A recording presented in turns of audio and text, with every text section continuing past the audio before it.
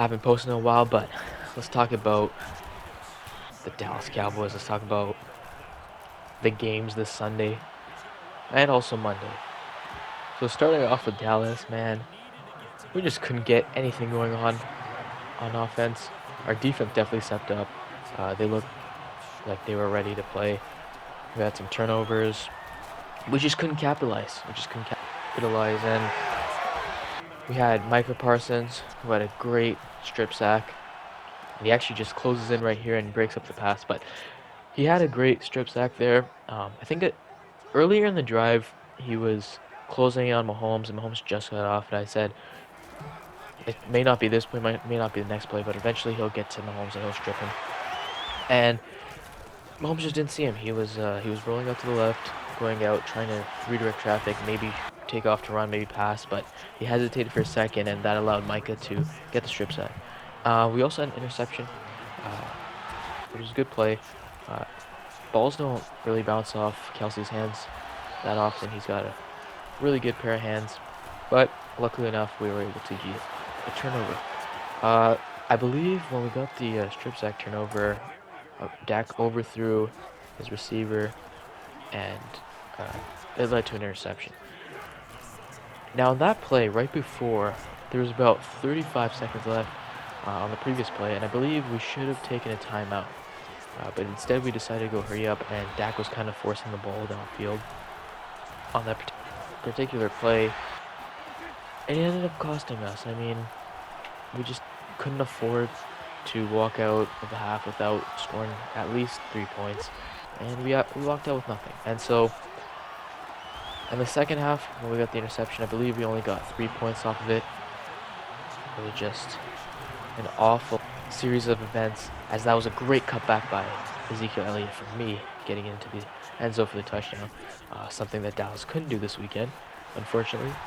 In all our games played, we had at least 2 touchdowns scored, and they held us out of the end zone. And I promise you, the Chiefs' defense is not good. It's not that good, okay?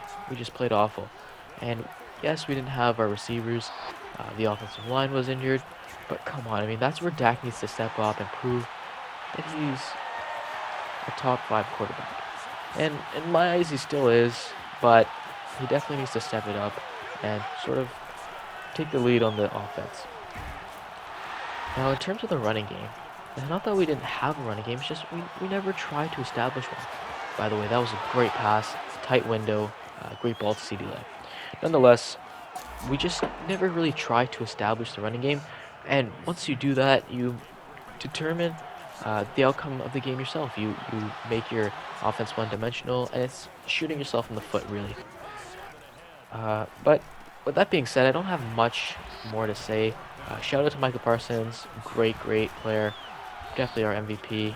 Trayvon Diggs didn't show up as much as I wanted him to. He didn't get any interceptions, which is obviously a bummer, but nonetheless, looking forward to the next game. We're actually playing the Raiders, ironically, on Thursday. We're going to be playing back-to-back Thursday games, playing them on Thanksgiving week. We're playing the New Orleans Saints. But man, I hope we can bounce back. This was kind of supposed to be a tone setter that we can play against these elite teams and sort of hang in there. And we hung in there. I was really worried about our defense, but to be honest, going into the game, everybody was saying it was going to be a shootout, and I had a sneaky suspicion that it was going to be a defensive battle, and it ended up being one. Unfortunately, we got the short end of the stick. By the way, watch this play. This play was amazing. Rolling out, just heaving it downfield. Definitely not accurate to any quarterback in the world, but it's still good. I mean, if we set their feet, they probably can get there, but nonetheless, let's talk about some other games. So let's talk about Green Bay. Green Bay and Minnesota was a great game. It came down right to the finish. Right before overtime, Kirk Cousins leads his team down the field, chews the clock, and they kick a game-winning field goal. They're finally on the right side of the field on that win, because usually they would just come up short and lose in that similar fashion. But this time, they win. And I was really happy for Kirk Cousins. He's usually known as not being an elite quarterback, but I feel like he definitely proved himself, and he just came out guns a-blazing and definitely looked like he was a starter out there. With that being said, this guy's gonna quit. I wanted to show you that he got kicked for excessive griefing because looks like he didn't want to